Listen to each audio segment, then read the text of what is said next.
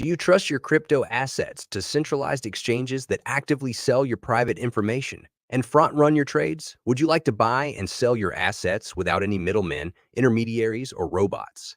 Do you like paying slippage, fees, and having the price go up as bots steal from you on low liquidity decentralized exchanges? The solution is nodemarket.io. Set your guaranteed buy or sell price. No middlemen, no slippage, no bots, ever. Buy or sell 1, 10, or even 10 million tokens, and you never have to worry. OTC trades are between you and the seller or buyer, guaranteed by audited smart contracts and no human middlemen. Nodemarket.io.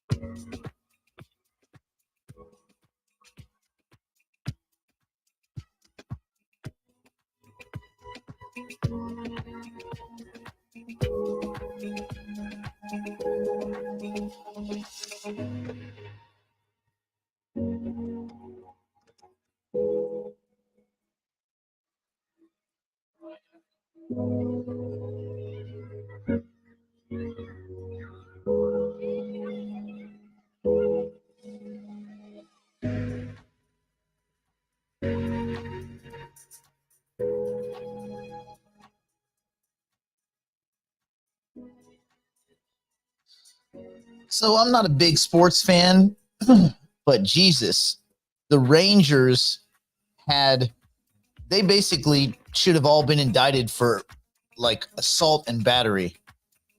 God, they stomped Arizona. You can't be more embarrassed if you're an Arizona fan. Your face is jelly. You got your ass handed to you, and not a little bit. And also, those dumbasses, they're all running out there. Did you see anybody who watched this? Look at the amount of bling that these idiots were wearing instead of playing baseball.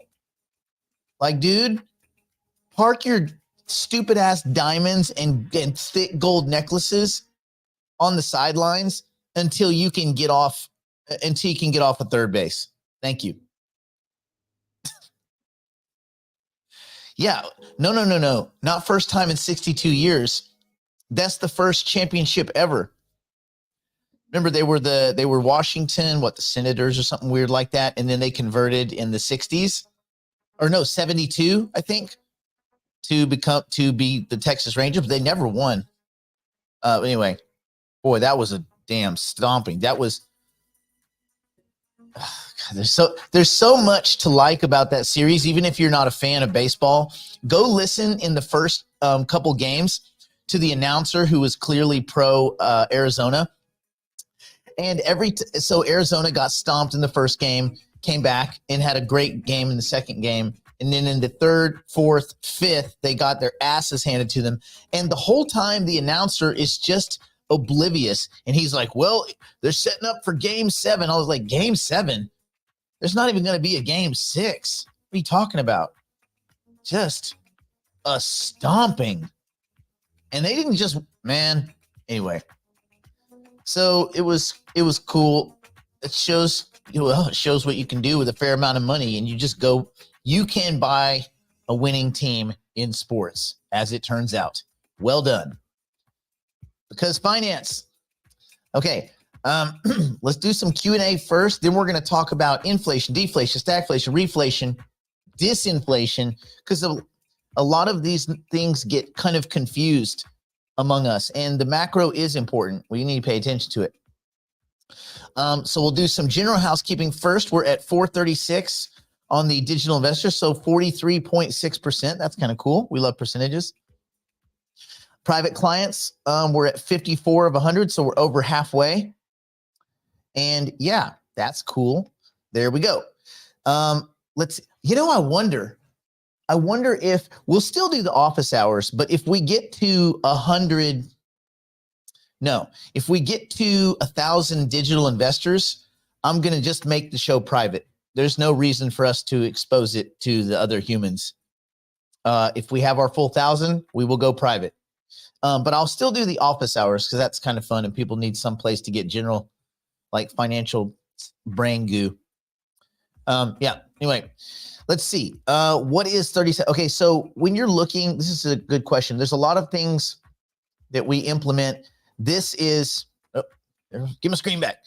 This is basically going to give you an idea of the price it's going to cost you to do transactions in Ethereum-based transactions. And so when you see this higher than about 15, it's going to be expensive. When you see it higher than 50, just don't do it. Just stay away. Now we're doing a bunch of tooling and retooling. We're actually going to create in this back end, they're working on it right now, where you will be able to do gasless transactions.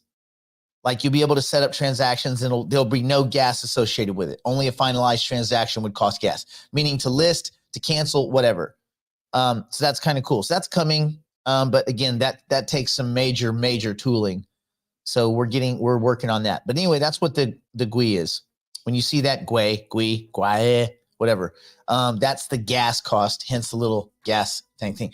Oh, by the way, did you guys know, like if you're looking at your car, whatever side that little pump thing is on is typically the side of the car that is where the little door is to put gas in, for those of you that still use gas, for those of you that want to destroy the universe. I'm just kidding. Yeah, and oh, by the way, one last Texas Rangers little notable. When they have the only undefeated on the road record in the history of baseball, and they have, I think, also the playoff record for the most away game wins. They just win when they play in other people's backyard, just as a big FU to the local fans. Oh, blah. Anyway, there you go. That's it. So yeah, so that's what the gas is there. As it went from 37 to 39, it's now slightly more expensive. This is the problem with Ethereum, is that the more successful Ethereum is, the more expensive it is. The difference is between Ethereum and a lot of these other projects is people are still using Ethereum. They're not using these other, they're just not using, I mean, right now, if we're honest, the world is not using Cosmos, not using Cardano, it's not using Algorand, it's certainly not using Solana. That's just a pumpy, bullshitty mess right now. If you've been paying attention, they're totally spamming it everywhere on what used to be Twitter, X, and everywhere else. It's just complete marketing spammy attack of everything. And then the other spammy companies are like, yeah, we work with Solana too. Like, shut up, you spammy bitches. Like, it's beyond obvious. They did the same thing with Aptos. Remember when Aptos popped up? It's the same dudes. It's the same people that were behind FTX. It's the same hedge funds that spamified Solana in the first place. It's the same dudes that stole 12.3 million tokens and then burnt 3 million of them. Like, it's the same shit over and over and over. So I just refuse to participate in it. Now, if you own some, good for you. You've made some free money because of the marketing expenses of these other companies. Hey, I'm not a hater. Like I always say, I want everybody in this space to make money. I don't want any of us to lose. Even if you're involved in projects that I think are crap, I don't want you to lose money. I want you to win because I want people in the crypto space to win. Just as an FU to traditional finance, which I'm having to deal with right now, going through this stupid ass process of trying to buy a house, which I've been negotiating since June, since flipping June. This back and forth bullshit with this realtor who's just too lazy. He goes on vacation. It's like, I'm like, bro, you can't go on vacation. They're trying to, anyway, it doesn't matter. So I'm at the point where I'm just going to just walk away because everything in the traditional legacy space is so slow. It's so scammy. There's so many people with their hand in the cookie jar looking for a free handout. And this asshole who won't answer an email wants to make a fee. Like, you can't imagine the fee this dude would make for nothing. And it just makes me sick to my stomach. I'm like, you know what? I'd rather live in a fucking shoebox than give this guy $40. There. That's my rant. That's my you got your legacy rant. All right. Yeah, Singularity DAO vaults were a little bit wonky this morning. Not the Ethereum ones were fine, actually. It's the Binance ones that were a little bit weird. I noticed that too, Howard, so you're not alone there. All right. Global. Oh, you were lucky. Yeah, I bet that was awesome. Do you see people in the stands crying? I mean, I get it, but look, when you're down 3-1, what are you crying about? You're not surprised. Your team's getting their ass kicked. If it was 1-1, 2-2, 3-3, we were in game 7, but not when you're in game 5 and or game, like, come on. Nothing. What are you crying about? There's nothing to cry about. It's already over. There's tons of country music songs about that, about don't waste your tears or something. Anyway, whatever.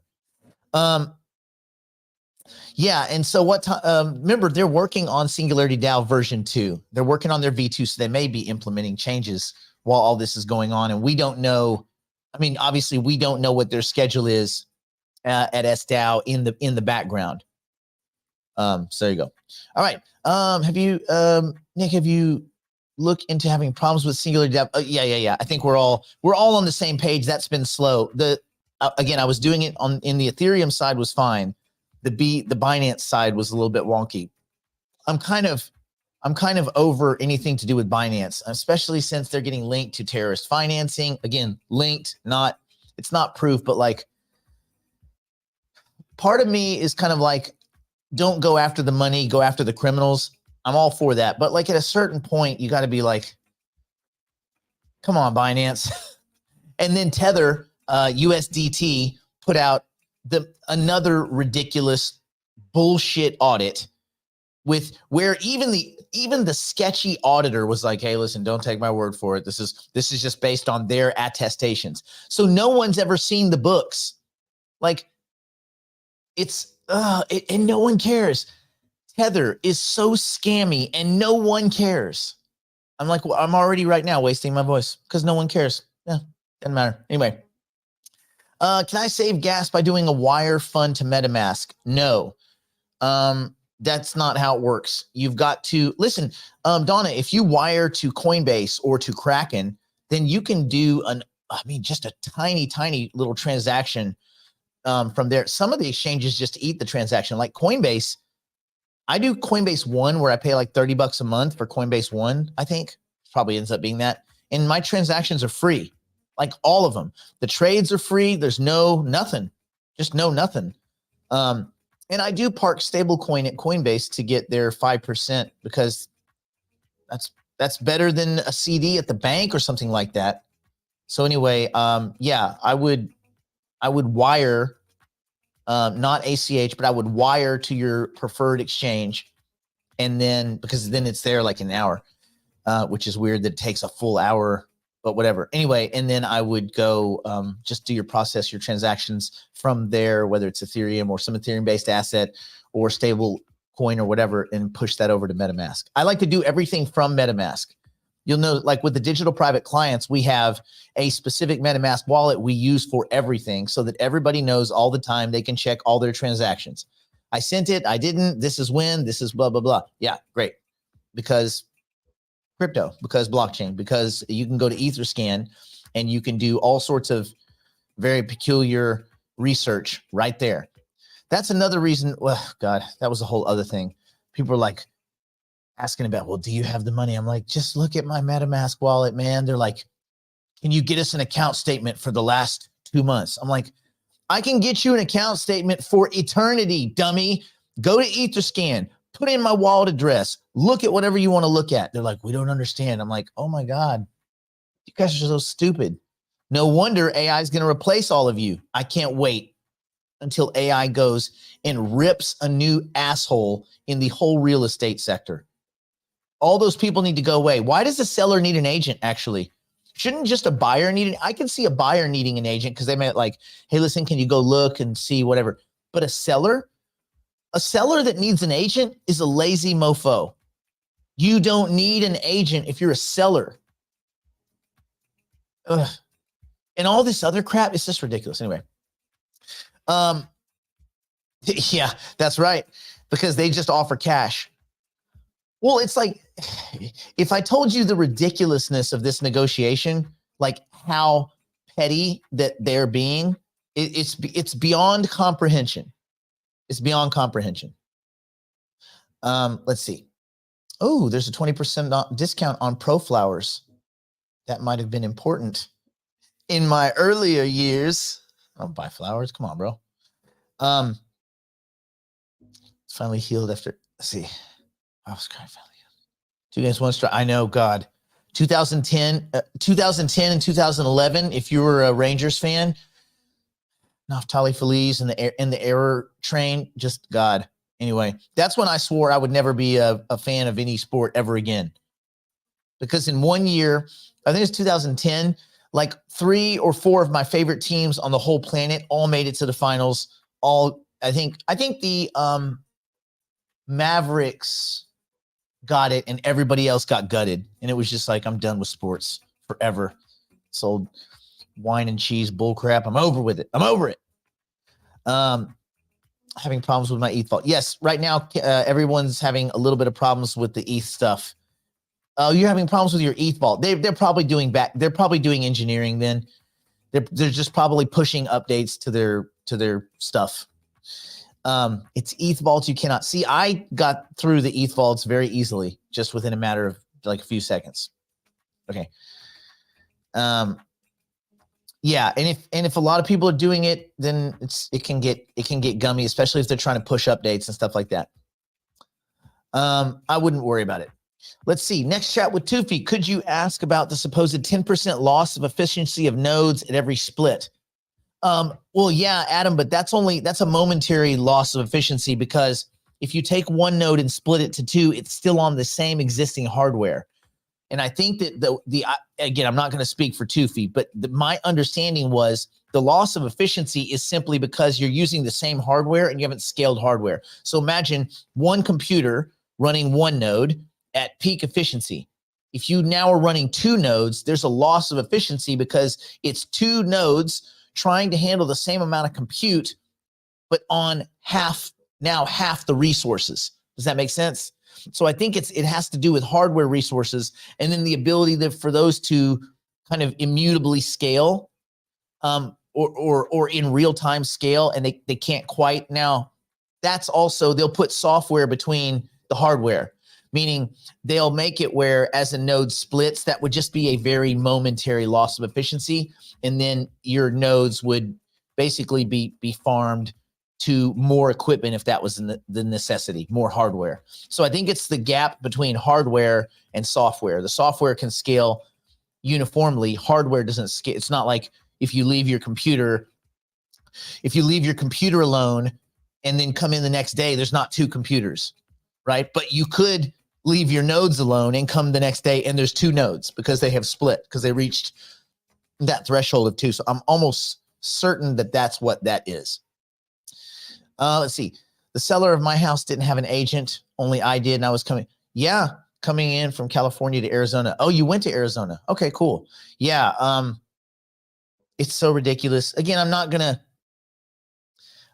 take you guys through the nonsense of it. But see, I've never bought a house. I've just always said, like, until I can buy something badass, I'll just live in condos, live in apartments, rent, like, period.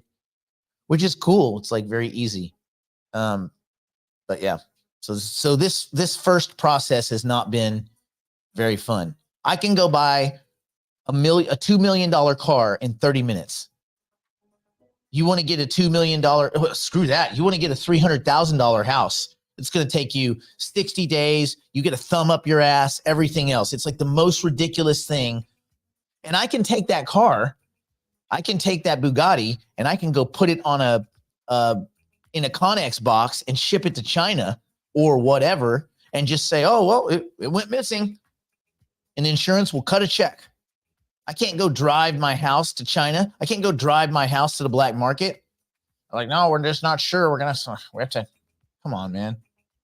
Anyway. And without getting into the details of it, why it makes me so mad is because my agent, which is a friend of mine, has been asking their agent, hey, can you just go to the sellers and find out what they want so that we don't keep submitting offers over and over and over? We've done it like 7 times over this period since June. It's like over and over. And then they wait 3 days, then they come back with some adjustment that's so minuscule. They're like, we could have just texted this and then we would have put it in the offer and then we would be done. And then this guy just keeps reiterating. And also, whenever my agent does reach out to their agent, he goes, oh, I don't know, just submit it. No, I don't want to just submit it, you dick. I want you to say yes or no, and then we'll submit what you guys need because you won't tell us because it's all a big cloaky mystery. So it's like it's been. So I'm not gonna put money in this guy's pocket. I'm not gonna enrich this dude's life, even if it means I live. Right, I don't have a terrible place. So even if it means I live in this not terrible place for another 6 months, I'm not giving this guy one nickel. I'm not making his life better at all, and I'm not buying him a Ferrari. I know that's probably many of you are like, that's so stupid. Just get it. No, I'm not giving him a Ferrari. Car. Yeah, exactly right. God, I know. I believe AI is going to disintermediate most of these people. I mean, it's probably going to obviate most people. Yeah, period. All right. Let's see. With all that, do you think small investors would be better just partnering with the larger nodes? Well, I think you should split it. I mean, I do think this. I don't think you should partner with the larger nodes, but I do think you should get your node licenses, whether it's 1, 2, 200, 2,000, whatever you decide to do. I do think you should marry them to the tokens. And then if you want to pledge them to someone else's hardware facility, that's the way to do it. I would not just send licenses or just send tokens. Me, I want the marriage. So I would marry the tokens with the licenses. And then if you want to pledge to HyperPG, fine. Hyperpools, fine. Whatever you want to do, or some third party. But I also want to be as close to the source as possible. So if I'm pledging, which is actually what I plan to do, I plan to take my nodes licenses, marry them here in a few days, because I think, by the way, all those audits are back. They're just working on some software now so that people can actually do it quite easily. But I think that's ready based on the last information I got yesterday. Now, there's a call I'll be on tomorrow morning where I'll know a little bit more. But as far as I know, I think the audits all came back clean. So I think the only other audit may be the audit on the token itself, but the audits on the splitting, the audits on the marriage and all that, I think all that's good. And I think the only thing we're waiting for is maybe some audits on some facets of the 1155 hypershare token. That's badass. So that said, I think you should do a little bit of both. If I had, let's say, 2 node licenses, I would put my 1,024 tokens in each one, and I would push those tokens off. I would push those licenses off, 1 to HyperPG, 1 to Hyperpools, because I would want the revenue share of Hyperpools and I would want the fixed return of HyperPG. That's what I would do, and just kind of split the difference and get the best average. Not advice. I'm just saying what I would do. You got to do whatever you want to do. Yeah. And again, not to beat the drum of like real estate, but like it's going to come into play when we talk today. We're going to talk about inflation, deflation, stagflation, reflation, disinflation, and all that. And then I'm going to give you guys some really basic protective measures, more like thought protective measures. I'm not giving anyone, again, don't do what I do. Just kind of do what makes sense for you. But anyway, we're going to be talking about all that. And that got me just going down this real estate rabbit hole, because real estate makes sense when economies are about to shit the bed. Because at least they can print, a government can't print prosperity, but it can print nonsense in financial markets. but typically that overprinting nonsense, that ridiculous excess does translate into higher real estate prices, because real estate over time in linear markets tends to track money printing in a sense of actual money printing through like debasement effects of more currency units, firing the water hose into society, so to speak, so that it all ends up in the coffers of the really rich and big banks, insurance companies. As you know, that's how it actually, we don't get shit. Anyway, so I don't want to give this dude, I think his cut is in the state of California, because whatever he would make on this house, about $150K in his pocket for nothing. And I just don't feel comfortable giving this dude $150K, period. Even if it comes out of the seller's end, it just makes me sick to my stomach. In my mind, that house should be $150K cheaper, because he doesn't deserve a freaking dollar. See how good I was? I wanted to drop an F-bomb, but I didn't. All right. I can't get a new seller's agent. My agent's great. They take crypto. I'm going to pay them in crypto. Their agent is a piece of garbage. So there's nothing I can do about their agent. Yeah. My agent is a she, and she is awesome. Their agent is a guy, and he's a douchebag.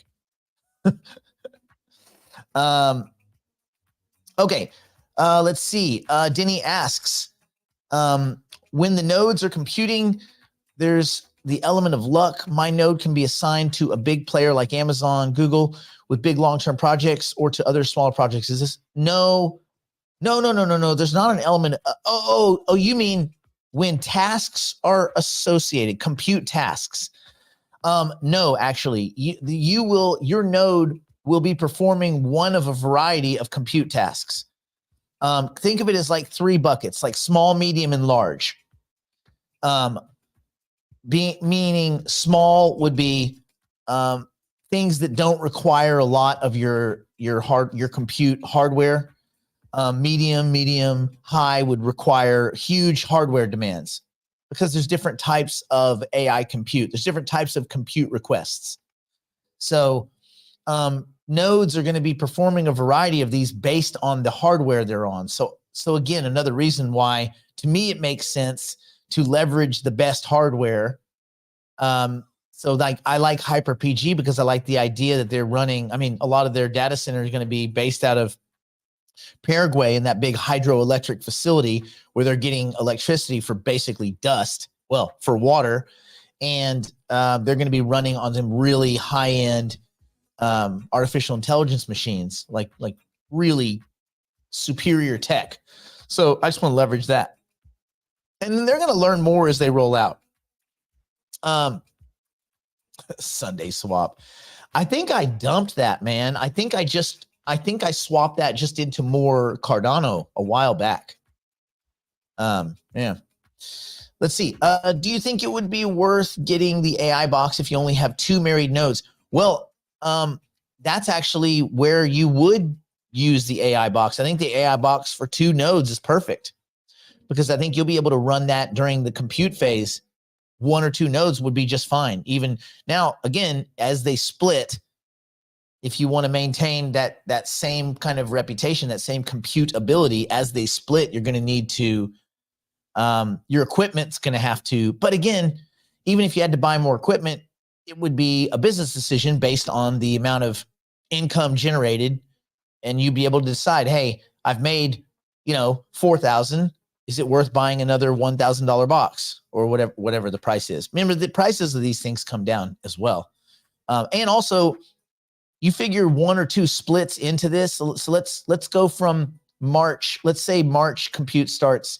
Go forward 2 years. We're going to know a lot. People are going to be splitting probably 2 times already. Maybe some of them, maybe a bit more.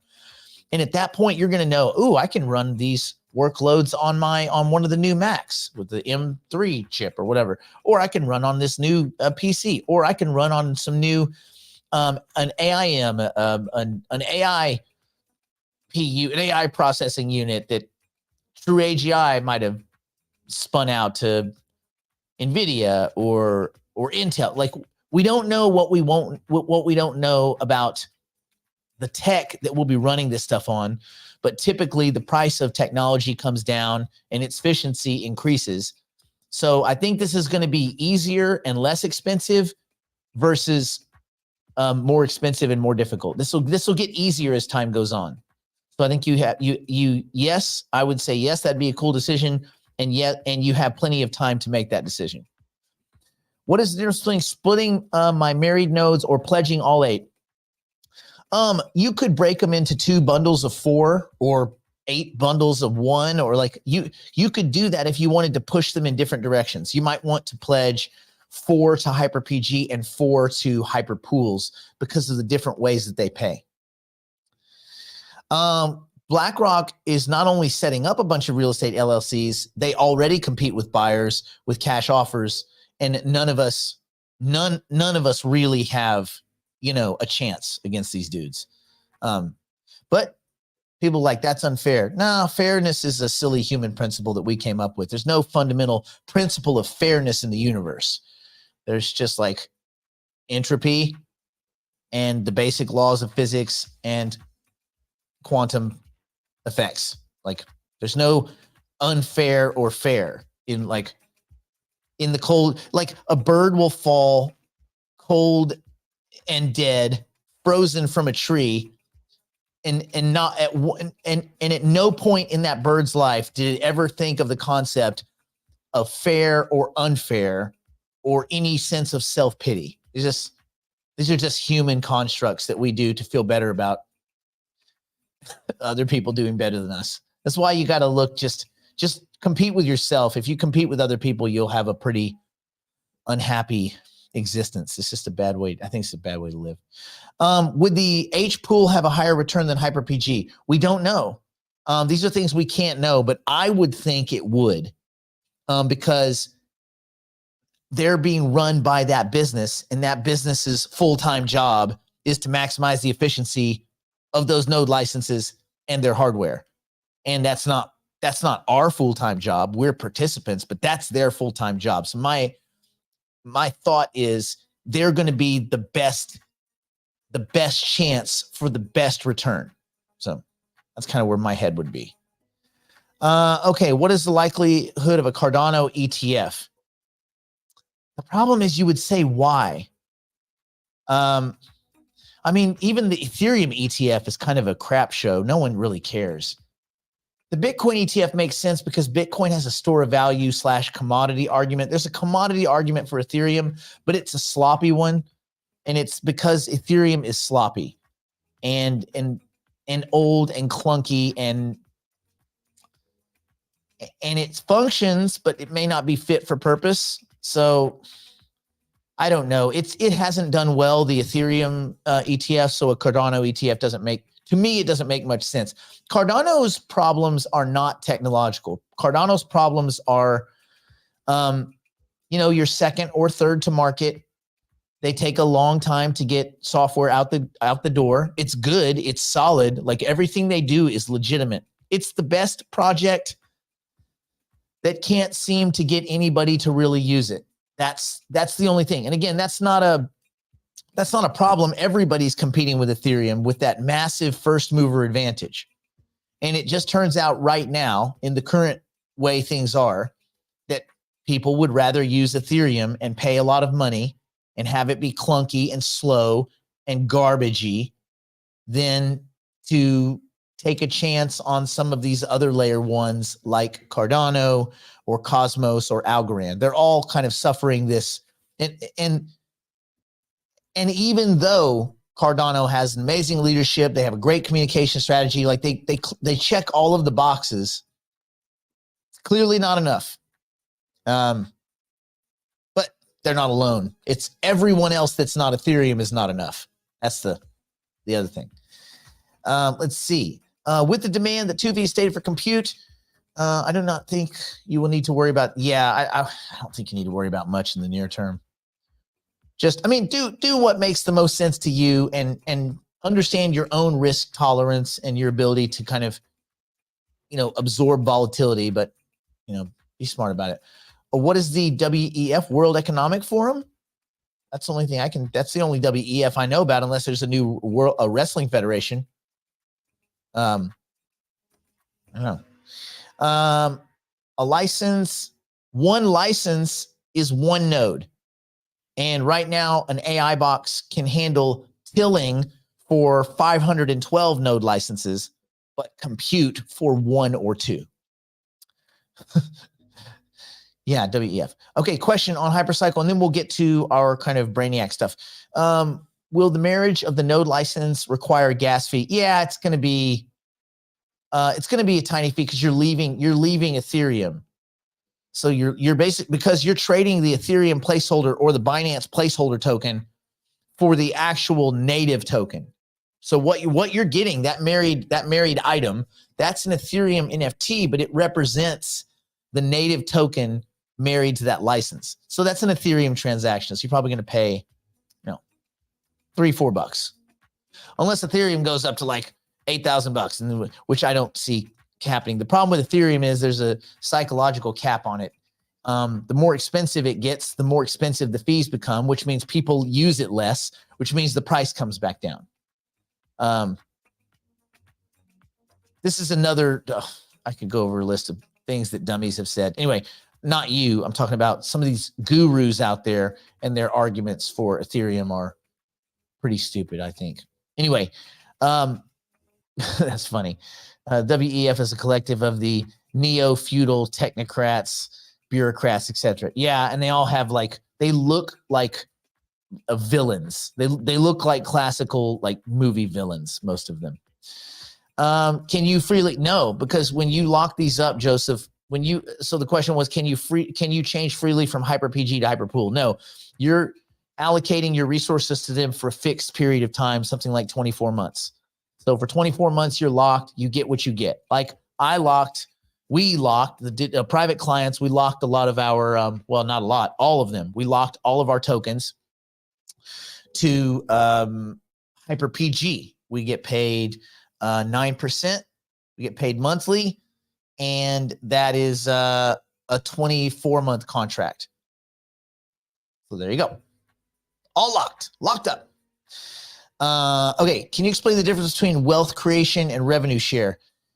Again, we're probably getting off we need to probably steer. I'll give you a quick one, Gavin, but that's more hypercycle stuff. That's more something you should go to their chat for. But the revenue share is what you would get paid. It's basically allows you to take your nodes and run them like a business, right? Wealth creation might be the kind of currency, the kind of revenue that's generated on a day-to-day basis with the nodes operating. Revenue share, what the 1155 hypershare token allows you to do is essentially sell equity in your node license. And so those two tokens allow you to do that.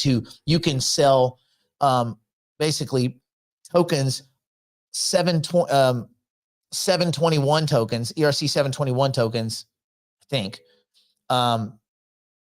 underneath, basically from your marriage license, your 1155. If you wanted to have investors, you could do that. If you wanted to have rev share, you could do that. Does that make sense? Kind of like we do rev share with our with the NFT, which, by the way, you'll notice since it says 1,014, we are over 1,000.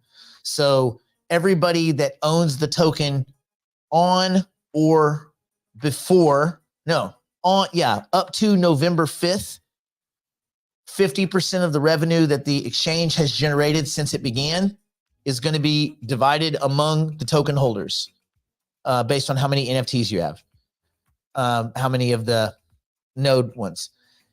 For everybody that owns after the 5th, and this will happen on the 25th of each month. The 25th is when you can claim rewards, you can roll them over, do whatever you want. From the 6th on to the next 5th, which would be December 5th, you guys would all get 21% based on where the number is right now. Does that make sense? And then in December, we do all sorts of shenanigans and fun things. And then in December, for the December 25th payout,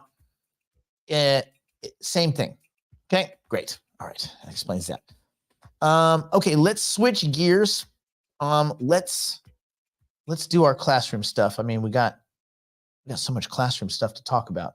We got to talk about inflation, deflation, stagflation, disinflation, deflation, all the flations. We got to talk about the flations, man. Okay, so let me get to that. Bump, bump, bump. Let's see. Oh, I even, you know what? Because I'm fancy, I even made a banner. Hello. You're late. You're bad at math, but I'm giving you an A+ in confidence. Just doing what I gotta do. Extra credit. Okay. When we delve into this whole kind of all these economic kind of fundamental things, you hear these terms all the time. And I think people, it like goes past them. And it is important to understand that these all have distinctions, and those distinctions are important. So these are distinctions, these are differences with distinction. So the reason I'm trying to beat this stuff into your head is so that when you hear people on CNBC talk stupid or say stupid shit, you can immediately go, nope, that's wrong. Or at least for yourself, you can say, okay, these dudes don't know what they're talking about, so I need to dial down the weighting of their information. You want to have a firm grasp on the kind of basic terms, because it's like in any kind of discussion, you want to have a grasp on the terms that are important for the discussion. Does that make sense? So we're going to talk about the phenomena of inflation, stagflation, reflation, disinflation, and deflation. They're all little different animals. And it's crucial for understanding the health or like unhealthiness of an economy and all of these kind of policy decisions that could come as a result. Then it's important to know, how do you hide from this stuff? Like, how do we kind of protect ourselves in an environment where, you know, these things start to appear, and when they appear enough that you can say, oh, this is happening, there's ways you can behave to kind of protect yourself. Does that make sense? So let's start with inflation. Everybody here knows, matter of fact, I would hope everyone here knows, but I want to see it. What is the definition of inflation for everybody here? I want to see you write it for the 6 people that are actually, it says 152, but I know that's bullshit. But anyway, of those of you that are here, I want to see your definition for inflation. There's one that I'm looking for. And if you want a hint, no, it's not things cost more. That's too simple. Because things can cost more because I just raised the prices. That's not inflation. Things can cost more because of a couple of people in an Arab nation just decided they want to stick it to everyone. Yes, Abe is on the right path. This is the one. Craig nails it first. Inflation is always and everywhere a monetary phenomenon. Okay, so let's dig in a little bit. You're like, what do you mean? What does that mean? Why is that a big deal? It's a big deal because if you don't have the monetary input, you don't have inflation. You can have price effects that are not inflation, but sometimes it gets a little bit messy, and there's very weak and very general decisions made based on wrong assumptions, right? Okay, so inflation is the rate at which, again, it's the always and everywhere monetary phenomenon. But if you want to dig into the detail, it's the rate at which the general level of prices for goods and services rises due to monetary inputs causing our purchasing power to fall. Okay, and as a little aside, do you know what happens if you have 2% inflation year on year? After 20 years, do you know how much that reduces your buying power? If you had, let's say, $100,000 in the bank, and again, we're not at 2% inflation, right? Because there's just debasement effects that are much higher than that have nothing to do with traditional. This is just currency, actual currency units created into society. Okay, Howard, you nailed it. That's a perfect. That's pretty much as good as it gets. And that is also true. The Fed doesn't print money, but yes, 50%. Your buying power is reduced 50%. Think about that for a second. I have 100K in the bank. I leave it at 2% inflation. And again, we know we're way over that, but at 2%, in 20 years, my 100K only buys 50K worth of stuff. 20 more years, it buys 25K worth of stuff. And that's at 2%. You go to 4% or 5% or 7%. And again, a lot of this stuff we can't know because we can't see what they print overnight into these weird programs that don't have any kind of judicial review process. Your money goes away. That's why money sitting in a bank account is dead money.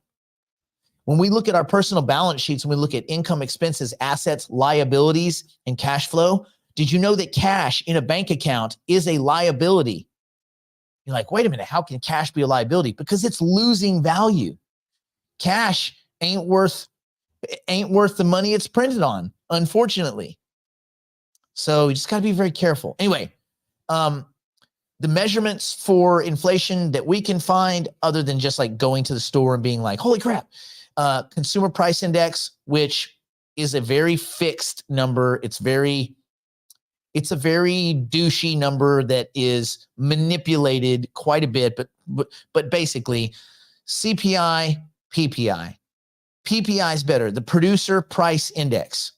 So of these two, forget the CPI, producer price index, and also the surveys of home spending. That's another good way. But producers price index, these are the input costs, right? So what are the causes of inflation? Okay, you can have demand pull inflationary effects. So when the demand for goods and services exceeds their supply, right? A lot of people competing for a fixed amount of things, then you can have that demand pull, right? You can have cost push inflation. And this is when the cost to produce goods and services increase. That makes those producers jack the prices up. So like, there's palladium. Palladium is really expensive now, and for catalytic converters. So that the car companies, they pass that along to us. Anyway, it leads producers to either raise the prices to maintain profit margins, or you've heard of shrinkflation, where instead of giving you 8 Doritos in the plastic bag, they give you like 6. You just got 25% shrinkflated, because they gave you 2 less Doritos. So that would be like a cost push. Maybe the cost of wheat or corn or whatever GMO that they're using to give you these chips, plastic, whatever you're eating. If those input costs go up, you get nuked. Anyway, there you go. What is the effects? Okay, we know the causes. What are the effects? Again, the causes have to be currency units. You have to push more currency units into society to create these wobbly effects. Okay.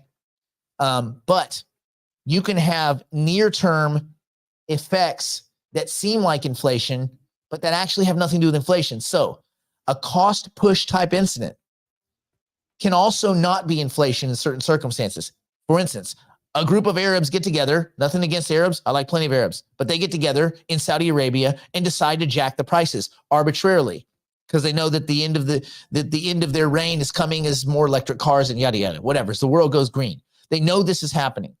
So they jack oil prices. That's a mostly political business-based decision. That's not inflation. Because what can they do the next week? They can drop those prices to get more barrels out. That's not inflation. Now you could see a cost push effect if you drive by a gas station. Oh, gas is up. That's not inflation because there's no monetary input. It's a couple of humans. There's a lot of political decisioning and behavior, game theory, that can look like inflation. But if you judge it wrong, you start behaving in a way that's not going to be the most beneficial to you. All right.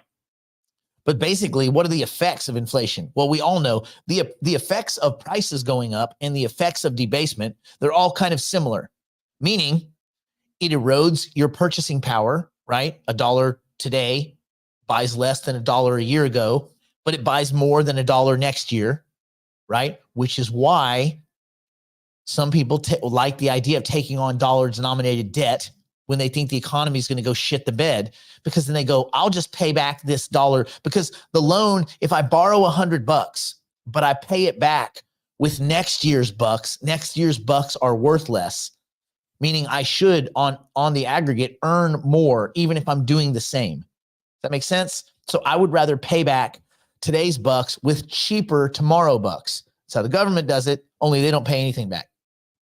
It also creates a lot of uncertainty in the economy and uncertainty in your own personal balance sheet, right? Like, so you start thinking, well, crap, how is this going to affect my savings, my own investment decisions, my long-term, shrinkonomics. Yeah. So there. Okay. Let's shift gears now. Let's talk about stagflation. And we talked about this a little bit Tuesday when we were making fun of how stupid and asinine the Phillips curve, using a Phillips curve to manage an economy is. But stagflation is a relatively rare economic situation where an economy experiences basically stagnant growth, but also high unemployment and high inflation. Things are expensive. People aren't really getting hired. People are starting to get laid off, and growth in the economy is just stagnant, flat, gross, nothing, right? You're stuck in the goo. And the causes of a stagflation type environment, supply shocks, like a sudden increase in oil prices. You could have structural problems in the economy, like an inefficient production method or high production costs for certain goods. You could have you could have a series of storms come through, or some climate change in an area of agriculture where the farmers continually get pelted. One of my clients is one of our digital private clients is a farmer who's been farming for 59 years. And he was telling me, he's like, I've just never seen a dry season the way we've seen. And, but you know what? Luckily he owns a lot of hypercycle, so he's good. But anyway, point is, structural problems in the economy that can be a result of inefficient production methods, high production input costs, or, again, political decisions, again, can definitely affect this. And this is difficult to fight against because traditional monetary policies, again, what are the monetary policies? Like printing money out of thin air, giving it to rich people. Like, how does that solve problems? I mean, it only solves problems that rich people didn't have. I don't know, whatever. But these traditional policies of like QE, it doesn't really address high unemployment and high inflation at the same time. If you look at the real numbers right now, I think we are in something that kind of resembles stagflation. So anyway, reflation. Let's shift gears to reflation. So reflation is a kind of economic scenario aimed at reducing the effects of deflation or disinflation by artificially stimulating demand. And you'd think, wait a minute, how do you stimulate demand? So it's not just an increase in prices, but this is a deliberate attempt to raise the aggregate price levels, reflation. And you would say, what? That seems very stupid. Yeah, it turns out that a lot of these monetary policies are cooked up by what would look to be sixth graders shooting dice near the bike rack. Anyway, some of the causes can be expansionary fiscal policies. Remember, you have monetary policy and fiscal. Monetary, you want to think, okay, things that deal with money, or at least claim to, meaning QE, tightening, those kinds of processes, Fed processes, interest rate controls, whatever. And then you have fiscal policies, which is spending and taxing. Spending and taxation. It's like government that our faithful congressmen and such, and both at the city and state and government and federal government level, but increasing in government spending and cutting taxes, right? That's an expansionary policy, fiscal policy. So fiscal, taxation and spending, monetary would be easing or stimulus or tightening, and QE, interest rate control, those kind of things. All right. Expansionary monetary policies like reducing interest rates. So you have expansionary fiscal, which is increased government spending, go pay someone to dig a hole, then pay someone to fill it up, which is where GDP basically gets goosed. And then cutting of taxes. That's the fiscal side, right? Then you have on the monetary policy side, reducing interest rates or increasing the money supply. Remember, rates low, go do good things. Money supply high, take this free money and go do some animal spirity things. What are the effects? Typically a fake boost in economic activity because it encourages spending and investment, because you're not just going to sit and get paid nothing when you might as well get out there and invest, right? That's the idea. Here's some more money, go invest. Okay, I'll do it. We're going to lower interest rates. Don't hide in government debt. All right, I'm out of here. I'm going to go invest in risky things. Okay. What are the risks? Well, you can over bullcrappy stimulate an economy, and this can lead to high inflation if it's not carefully managed. We saw the effect. Just look at what 2021 and all the crap money that they pushed out there. Look at what that did.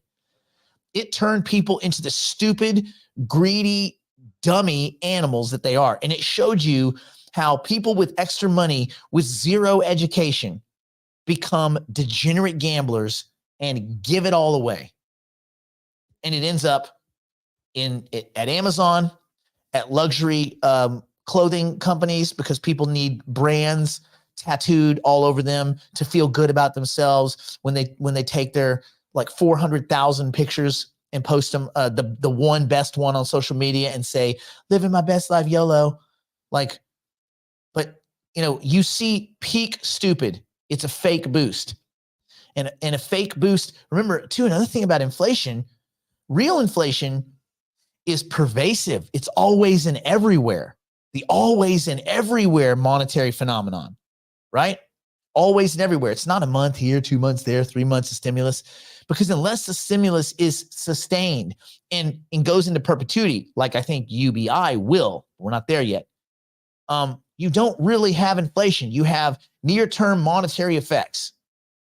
So anyway, but when you get into this idea of reflation, of doing it on purpose, that the idea is, well, it can go too far and you can create high inflation, and then you can put yourself into a weird situation. And again, if it's sustained. And I look at UBI like a reflation program, like in my brain. Anyway, let's talk disinflation. Disinflation. Disinflation is a decrease in the rate of inflation. That makes sense, right? It's a slowdown in the inflation rate, but not a negative inflation rate. So it's not inflation going down. It's the curve is here, and now we make the curve here. It's still going up, but it's not going up as much. Inflation was 7%, and now it's 6%. Disinflation, disinflation, disinflation. What are the causes? Tightening of monetary policy, kind of. There's an argument for that. I don't personally subscribe to that because I don't think monetary policy has any effect except on people that think it has an effect. And I think the amount of people that believe in Fed bullshit is lower, lower, lower, lower, lower.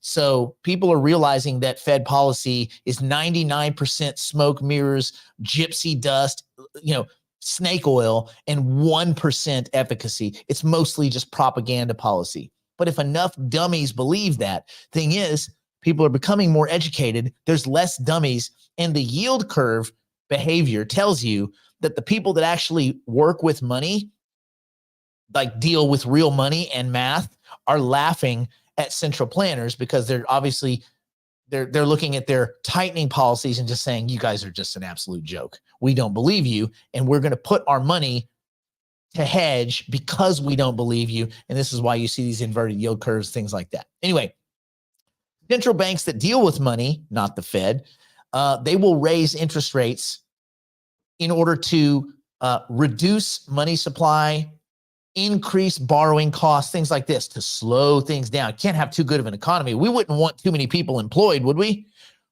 We don't want things going too well. We need to hit the brakes, which is weird. Anyway, They want to reduce consumer demand due to potential economic downturns or increased savings. So in order to do that, what they do is tantamount to protect you from getting into a car accident.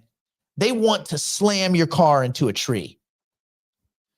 Listen, if we slam your car into a tree, you're not going to drive away from that tree and go get into a car accident. You're like, no, because you crashed my car. They're like, yes. Like, but that's stupid. And they're like, what? We went to school in the 60s. We're fine. Everything's fine. Anyway, what are the obvious effects of disinflation? And this is the weird thing is we're clearly in, like, if you look at charts and math, we're in a disinflationary environment.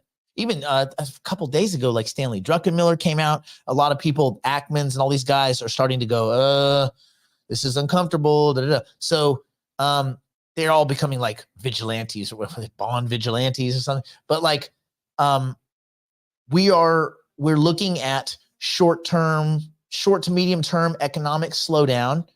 And we got this boost.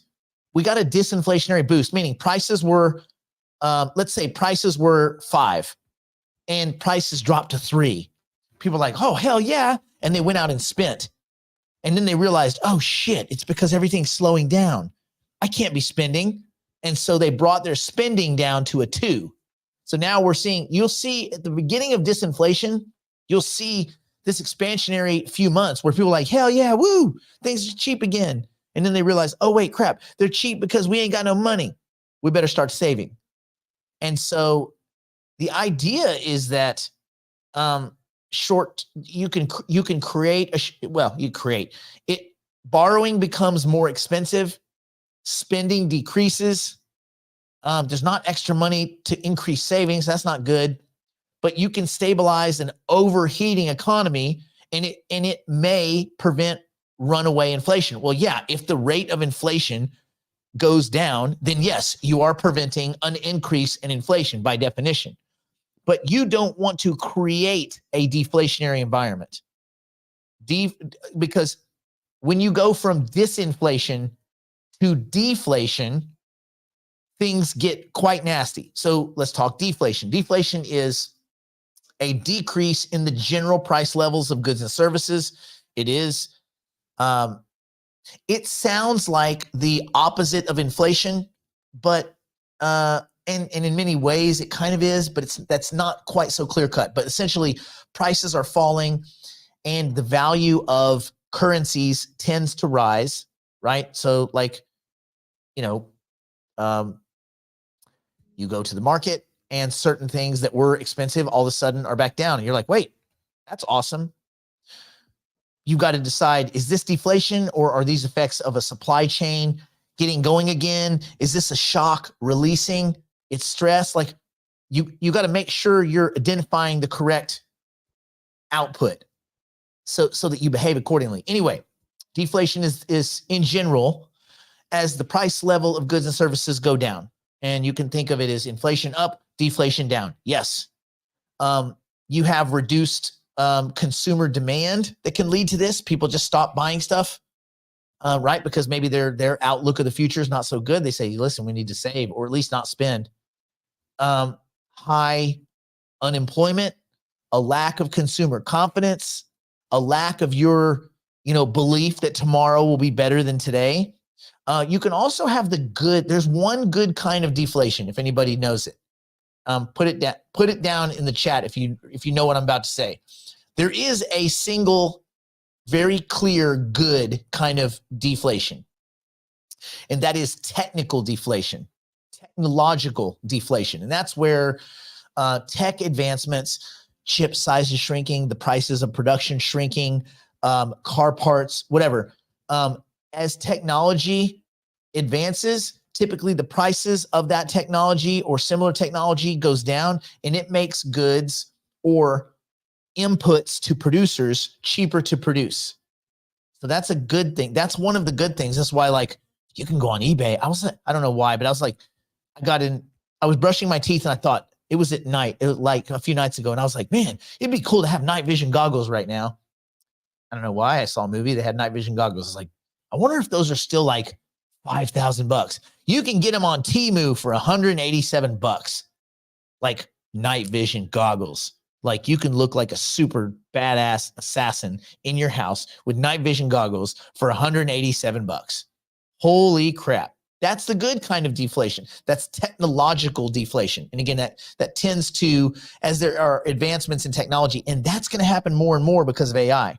But as those advancements occur, it makes goods cheaper to produce, and we get the benefit of that. There's a lot more going on in these iPhones and these other phones now, and in your laptops and your computers, PCs, all that, than there was just even a few years ago. Think of all the processing power just in a damn Apple Watch. It's freaking awesome. Some Star Trek stuff here. Anyway, the effects of a deflation can be debt becomes more expensive. Why? Well, think about it this way. In inflation, tomorrow's dollars are cheaper. In deflation, tomorrow's dollars are more expensive. So I'm expected to earn less of them. And if I owe in dollar denominated, we're just thinking in dollars right now, but if I owe in debt denominated in dollars and the value of that currency is increasing, I have to pay more for tomorrow's dollars. Means my debt gets more expensive. Deflation is really hard on countries that have dollar denominated debt. It's also hard on individuals that have dollar denominated debt. Because if you owe $10,000 units and those $10,000 units are now more expensive, even if your wages track the economy, the dollars that you earn are going to be less than the dollars you earned last year, because in inflation, you would earn more dollars, right? To equal out. So in deflation, you would earn less dollars, meaning your dollar denominated debt or another country's dollar denominated debt becomes more expensive to service. And this can lead to a deflationary spiral where reduced spending leads to further economic downturn. Everybody clutches their pearls, sits on their hands. They stop spending. If spending goes away, economy goes away. So anyway, think about this stuff, and it's worth just thinking about these concepts and being able to identify them and making sure you don't fall into one path. And they merge and they're gooey in a sense. But at the very top, you have inflation, pervasive, always and everywhere, monetary phenomenon. And at the bottom, you have deflation. And other than technological deflation bad. Inflation also bad, right? We need to kind of be in the middle. We need some amount of balance. We don't have that because we have central planners that don't understand these concepts, like not at all. And that's, not good. So it's your job to understand this stuff, right? It's everybody here's job to kind of grapple with these things. So there you go. I give you some material to grapple with over the next few days. Other than that, we will see you in the mañana. Stay in school. Don't do drugs. If you like this stuff, again, you notice we don't have any commercials and any of that crap because we don't monetize this content. We have our digital investors and we have our digital private clients, and we have those that want to participate at Node Market through the NFT and all that kind of stuff. But other than that, we don't monetize this content that way. This is just, if we can raise everyone's average intelligence, we'll all be better for it. So with that, watch out for the nasty deflation monster. Stay in school. Don't do drugs. Pass this off to people that you think might be able to benefit from it. And just, again, go slow. You don't have to do anything fast. You need to be acting, not reacting, right? Make your decisions in the beginning. Don't look at the markets and panic and do all this kind of old stupid stuff. Just slow down. You'll be fine. And we will see you tomorrow.